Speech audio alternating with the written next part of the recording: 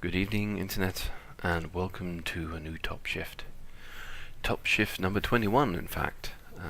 Can't believe I've been doing this for now 21 weeks or so. Well, as you can see, we're now on beta 2.06, which they released today.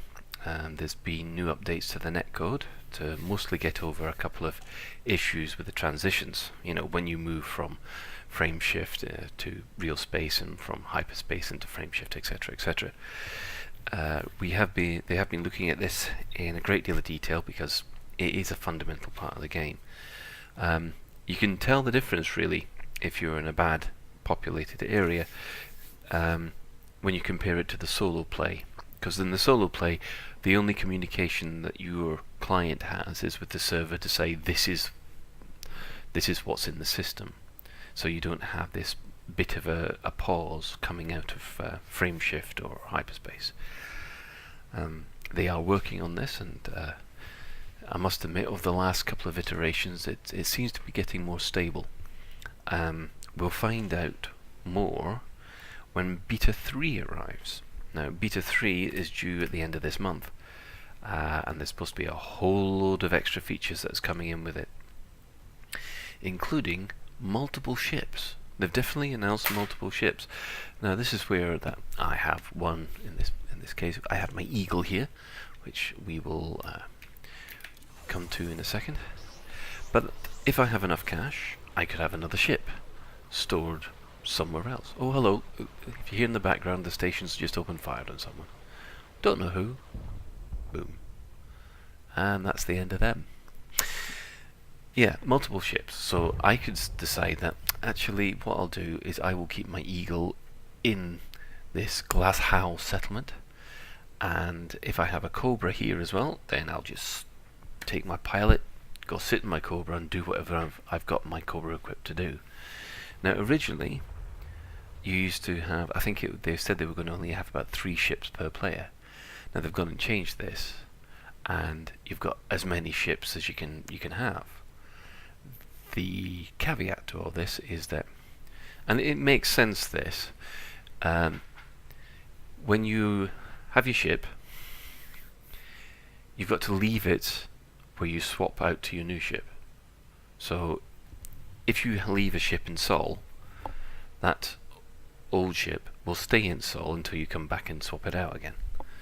So you're going to have to think very carefully about where you buy your first ship. Now, there are supposed to be other functions or the possibility of hiring a crew to take that ship and put it somewhere else for you, but we'll have to wait for those kind of things to be announced. Now, as you can see, I am still in my Eagle. So we'll go to the outfitting. There it is. Lovely ship in its British racing green. And looking in relatively good nick. Now, the thing that I had a couple of days ago is that I noticed that it was getting very worn down and scuffed because I hadn't been looking after it very well. Thankfully, now it's back up to looking at its best, as if someone got the T cut out. The other thing that I must admit, now that I've got my head round it, the new advanced outfitting with the new enhanced thrusters and the frame shift and the life support is absolutely fantastic, and it adds a lot more complexity to the actual models. For instance, here we have you can see each of these items have their own rating, H being probably the worst. Now, one thing that I would love to do is upgrade my thrusters. That would upgrade it to E. It would also actually add to my mass, which would knock me down my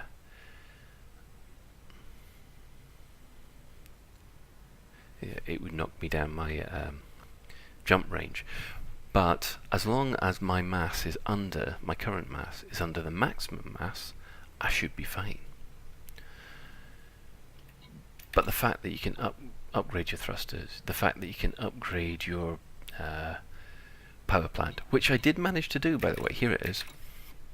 Oh, you can't see it, but I can now run everything, and it doesn't go into life-saving mode if I get in a bit of a fight. and I've upgraded the sensors as well. The sensors, you'd be surprised. You start off with some. I didn't realize how basic your sensors were, but the more upgraded sensors you get, the better, longer range you're able to see and detect other ships. So they obviously get more sensitive to heat presences as they go out. And then on top of that, that means that other ships will find it a little bit more difficult to be stealthy around you, which is always useful.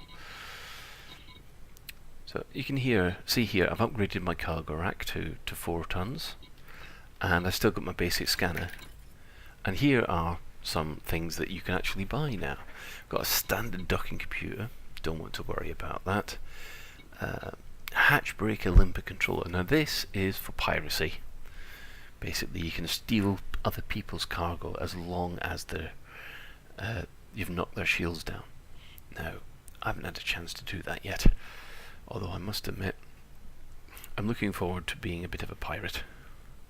Don't know how it's going to work, but it'll be interesting to see.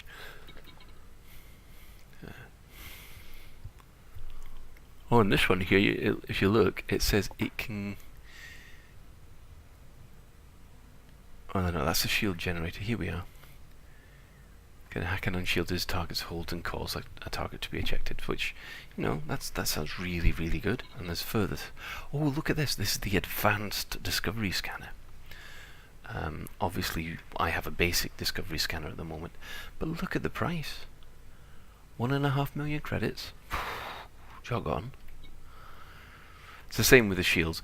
If I wanted to upgrade my shields to something a little bit more sturdy, then you can see here that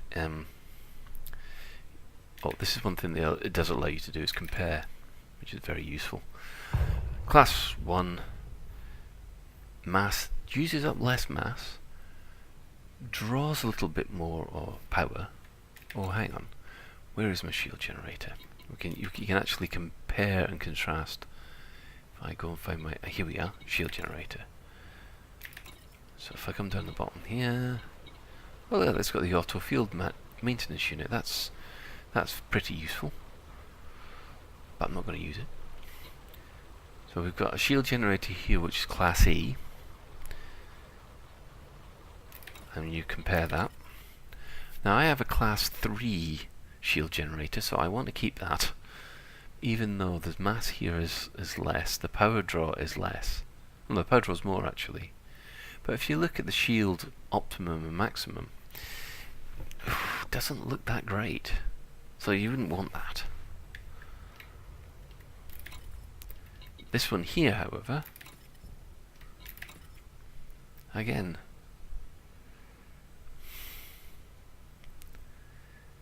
doesn't really seem to make much sense why we would want it. Shield general optimal 5 tons, shield general maximum 10 tons, when it's 55 and 110 tons on the existing one. Look at this one.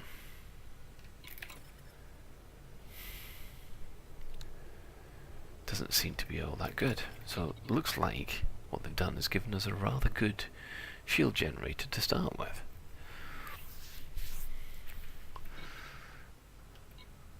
But anyway, I've prattled on enough about that. So, I think what we'll do is do a little bit of exploring, as I've finally worked out how to do it.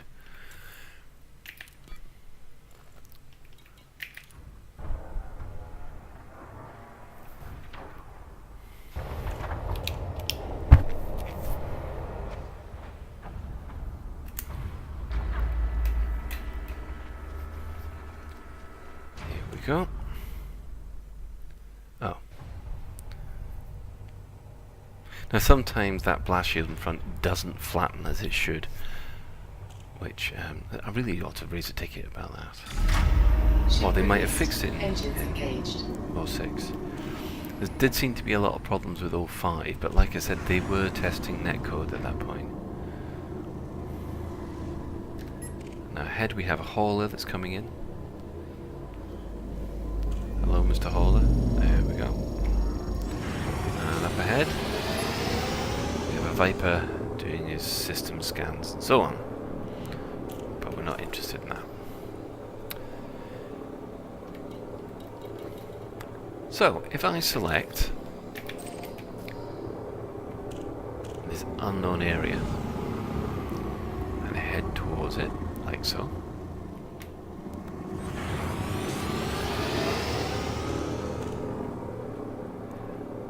I'm going to jump. Drive charging. Oh, got someone who's too close to me now.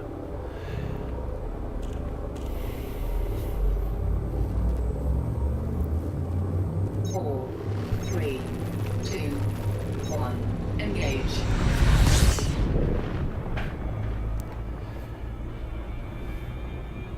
Now what I'm wanting to do is what I need to do is charge the D-scanner. Like so. Charged. Now normally if you're in a completely blank system, it will normally do a big scan like that and tell you how many unknown objects there are. You then approach those unknown objects until the scanner starts working, which is what I'm going to try and do now. Now I did notice that there was a problem over the weekend. If the game can't talk to the database, which holds all this celestial information, it doesn't register the stellar photography. So therefore, you might be able to scan these things, but it doesn't register. There we are, and here comes your scanning now. So I'm going to slow down until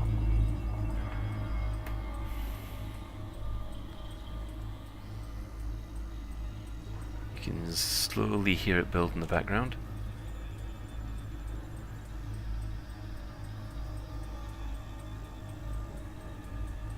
Very slowly, actually. This seems to be slightly slower than it was before.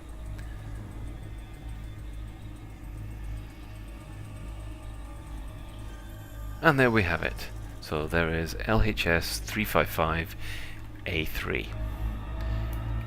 And if all of a sudden, if you go into the system map, you will find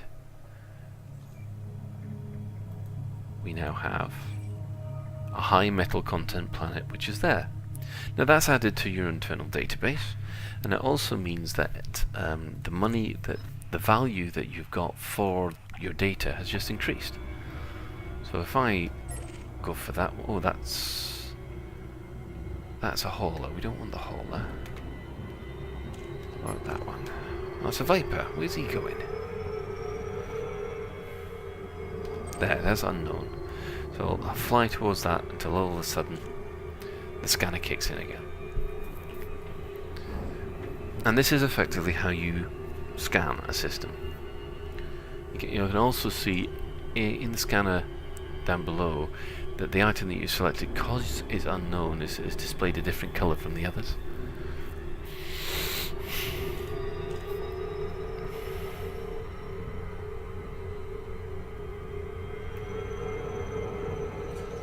And the scanner starts. Sorry about the jump there.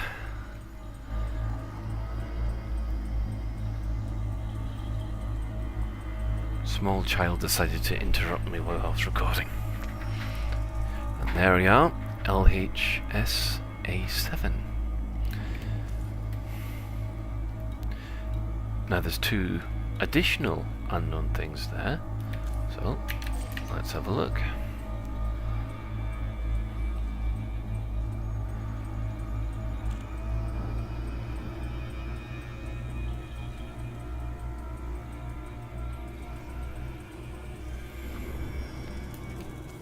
Wow.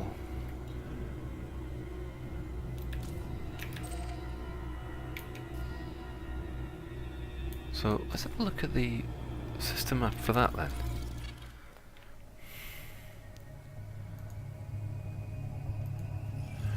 So here we have two planets which look like they're orbiting one another.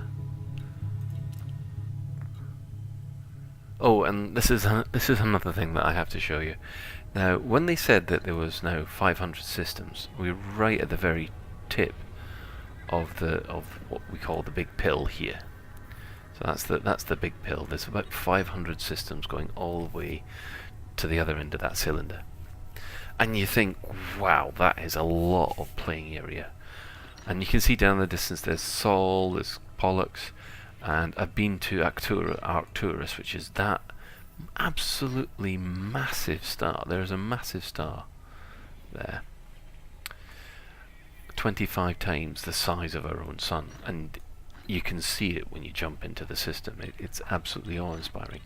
But as you can see, I mean, that does look like a very large playing area, even from this distance, until you pull back, and then you pull back some more, and then the total perspective vortex syndrome hits in again, and you can slowly see that even that large playing area is still an insignificantly small dot on an insignificantly small dot, and a little sign saying you are here.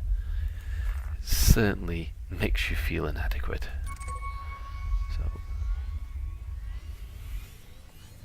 bang. So here we are, LHS 355, a very high-tech world according to this.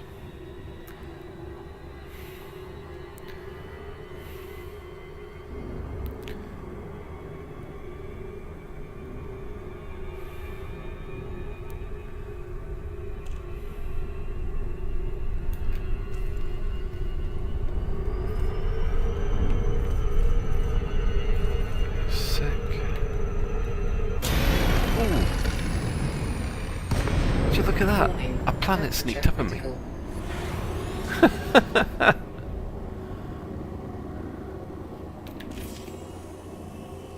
Oh.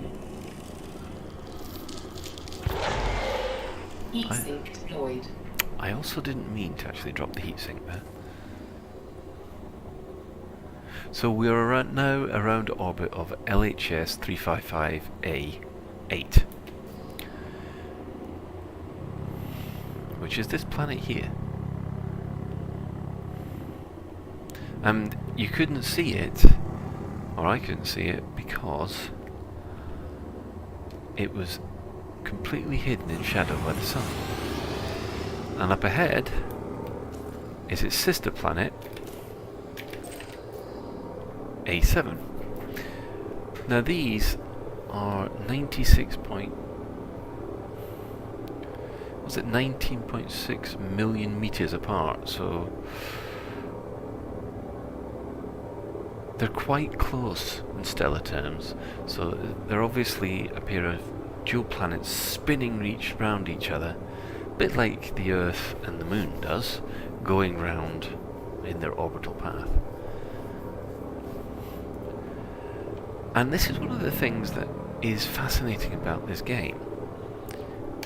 Drive charging. Is because 4, when you explore 3, these areas, 2, 1, you've got no engage. idea what's going to be there. And the fun thing is when you get out into the procedurally generated systems, the devs have no idea either. So when people go exploring, especially into uncharted territory, it will be genuinely exploring. You will be going somewhere where mathematically no one has been before, or procedurally generated, no one's been there before. Now, some people have been talking about the fact that, it's inaccurate in the fact that when you take Einstein's theory of relativity into account, the stars in their present position won't be in their present position at this precise moment in time. We're only seeing them at how many millions of years ago they were. But there isn't a computer in the world that could be able to map the galaxy using the full Einsteinian model. I suppose that's the best way of describing it, and certainly not my poor little PC.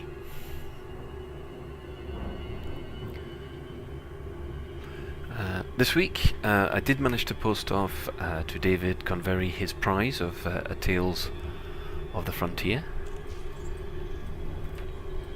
I hope he enjoys it as much as I have.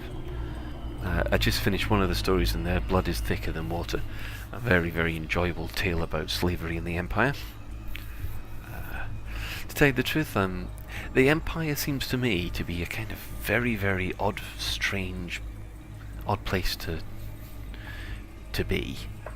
You can understand where they're coming from, but I don't think I'd want to live under those conditions. Right, so we now have 2, that's now sorted.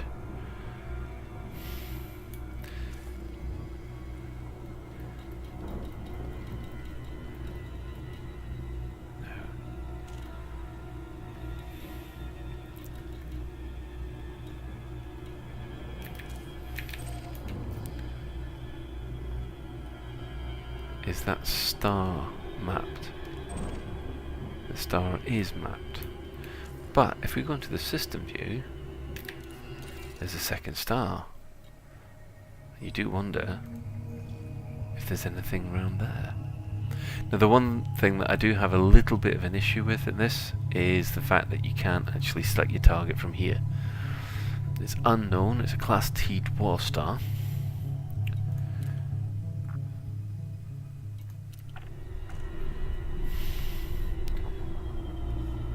We do have something that's unknown in this area.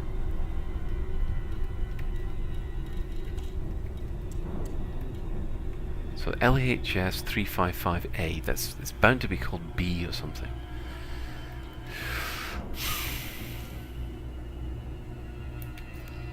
Right, let's fire up the D scanner, see if we find anything else. No, nothing new there. There it is. Oh no, maybe not. What about that? No, we've got that one.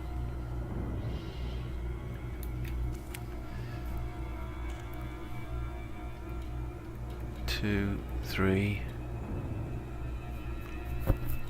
A4. We have something which is unknown there.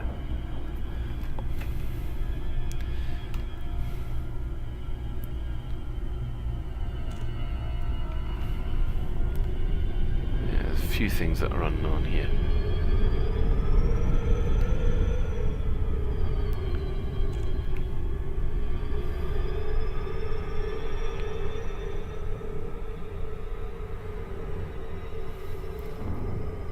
Now, unfortunately, I hate to say this, is that because I have been testing this for, I don't know how long now.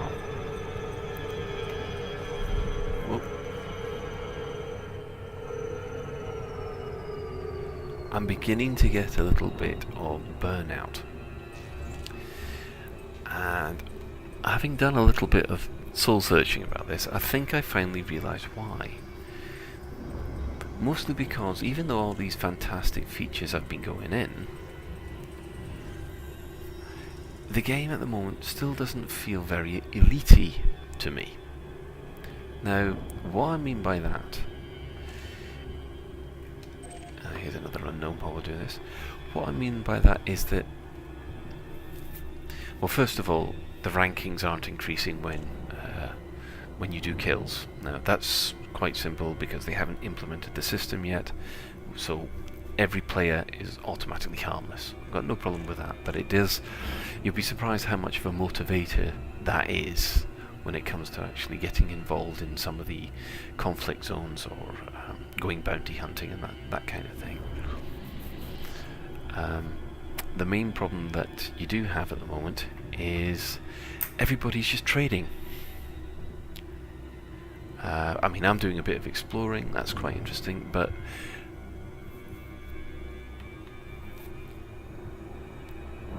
I am really missing the interdictions. Now, I understand that they've probably turned them off so that everybody can test and grind up to, you know, some ships that they want people to test. But that element of danger and that element of risk assessment, when you look at the system map and think, oh heck, this is an anarchy system, I better be prepared for trouble, that kind of risk and that kind of threat level doesn't exist in the beta at the moment.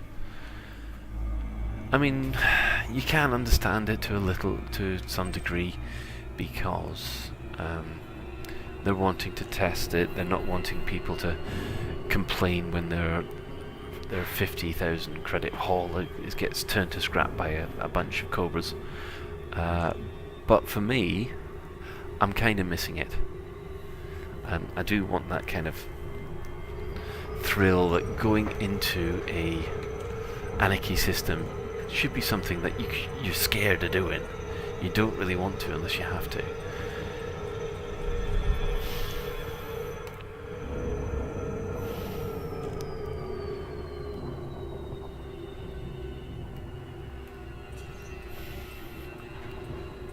So we're almost here as far as this is concerned. I think we will have got everything around the A star.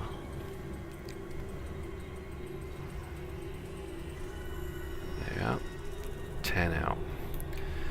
So if I look through the rest of this system, you can see that I think we've got near enough everything except for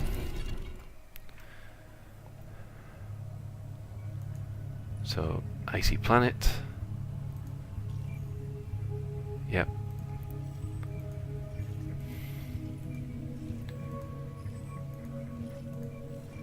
An awful lot of stations in this. And a Class M red star. Solar radius 0.41, so that's 41% the size of our sun. Or, oh hang on, no I take it back, solar masses 0.25, so it's a quarter the size of our sun.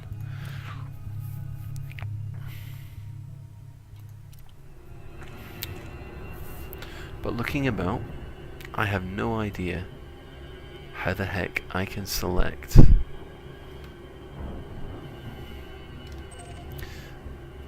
the other star in this system.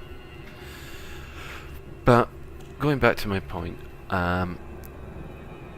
so in order to break the monotony of the trade runs and things like that, I've decided to start answering signal sources and seeing what's there, and that kind of makes things a little better.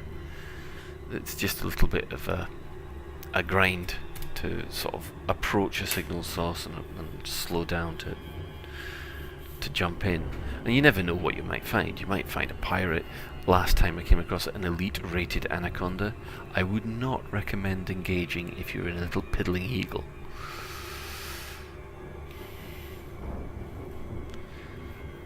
How the heck I managed to get out of it, I have still no idea.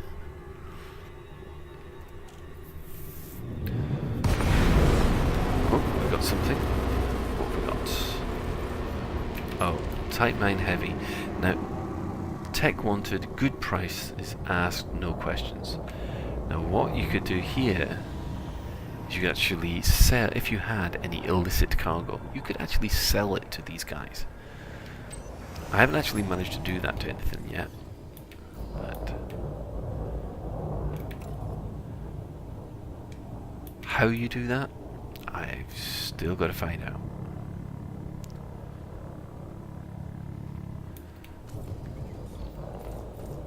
Navigation.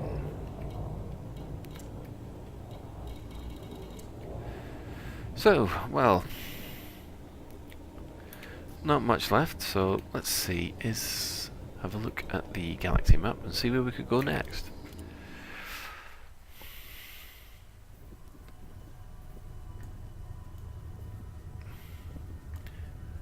Tau boots, economy none. But that, as you can see, is just outside the play area. Now I do have one issue, is that this, I think I've got a ghost star that suddenly appears every now and again. That's Wolf 479. It's a refinery economy. It's within distance. Let's head there.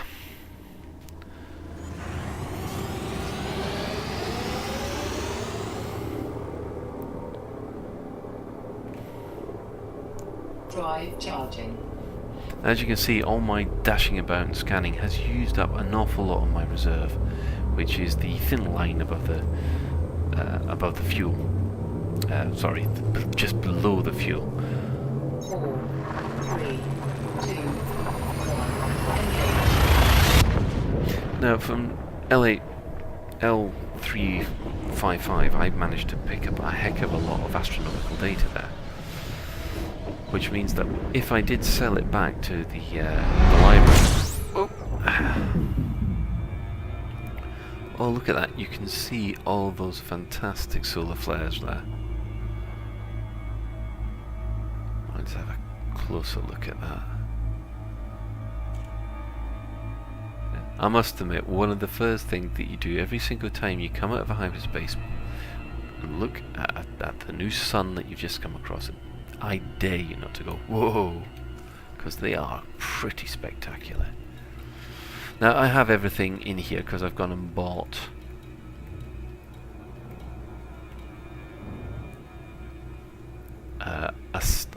a data pack on this.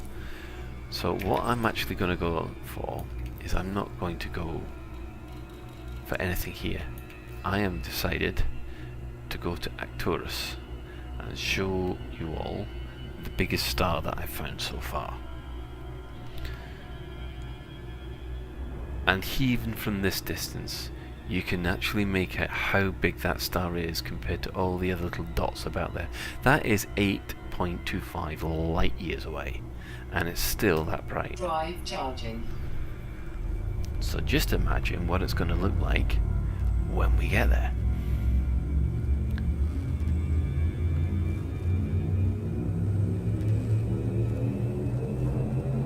Ready to engage. 4, 3, 2, 1. Engage. The other thing about the advanced outfitting is, because I've upgraded so many of my different components, my Eagle is now worth more than your standard stock Viper. And way, hey, there you have it. Arcturus. A sun so big it practically fills your view screen. So, Fort Harrison. Long way off, which when you think about it, makes complete sense.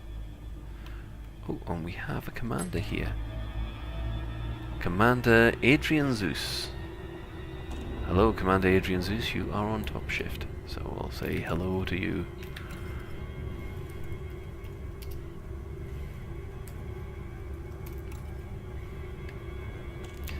Pity I can't spell Zeus. Do apologise.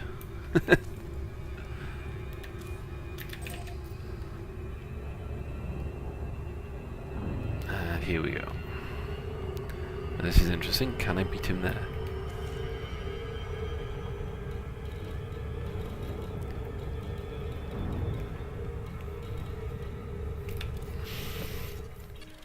So there you can see Arcturus itself.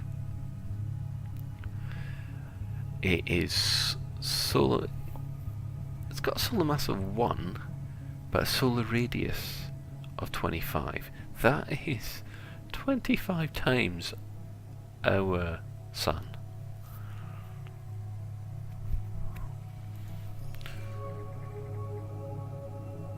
You've got all these fantastic systems attached to it as well. All these fantastic gas giants and things like that. I mean, Discovery, that's an outdoor world. However, the space station that's around it, it doesn't sell anything.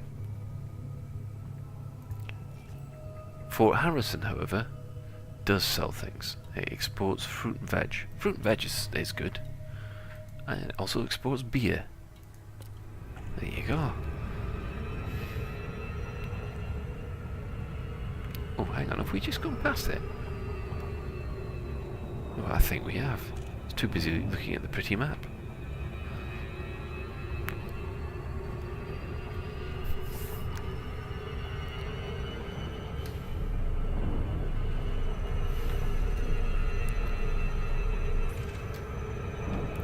Now, the one thing about the frame shift that I keep on forgetting is that the further out from a gravitational well you are, the faster you will go.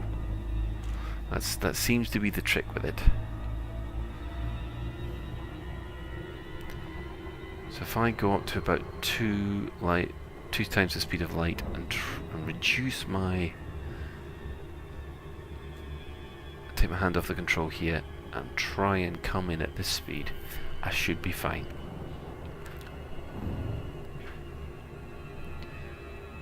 And the blue lines around the planet there, they signify the gravitational effects that will slow your ship down.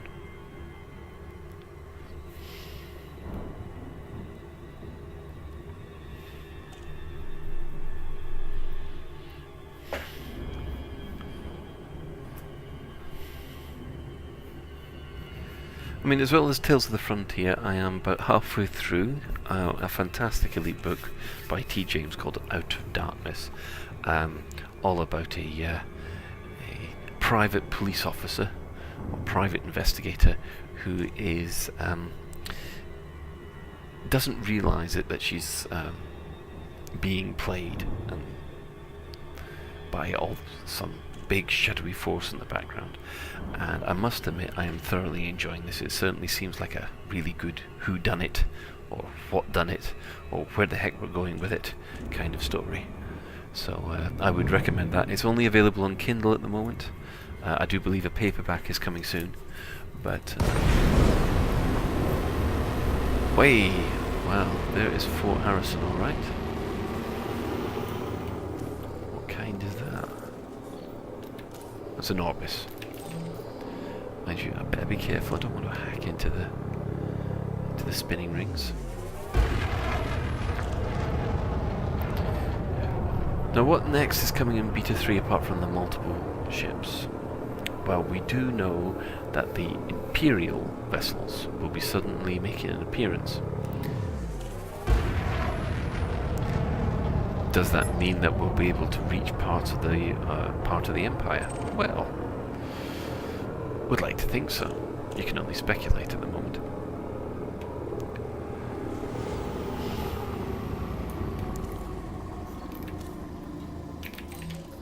Oh, there is an asp in the area as well. I'd like to have a close-up look at that ship. One of the other streamers, Lacusta, who's normally comments on the bottom here, he managed to grind himself an asp through a lot of hard work. Oh, and here's one. Here it is. Here is the asp. This is the big ship that came out in this release, and I'm just going to look round it like that. Here we are. It's done by the same people that do Lakens. That Viper was a bit close. And to tell you that, oh, did you see the Eagle Shadow there? The Eagle Shadow was dead on the asp there, and you can listen to it. It sounds like an old World War II bomber. I love the sound it makes. Maybe a World War II bomber is a little wrong. There was a sound of the V1 rocket. Sounds very much like the V1 rocket, I think.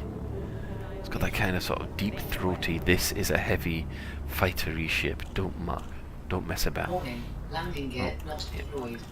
Landing gear. Mustn't forget the landing gear. Oh, Betty gets annoyed. Yeah, I've started calling the ship computer Betty. I don't know why. There we go. Docking successful. Engines disengaged. So I think that's about it for tonight. Thank you very much for joining me. Hopefully I'll be in a different ship next time. I might save up enough or grind up enough to get back into the Cobra, and we'll see what's available there. But for the moment, thank you for watching and good night.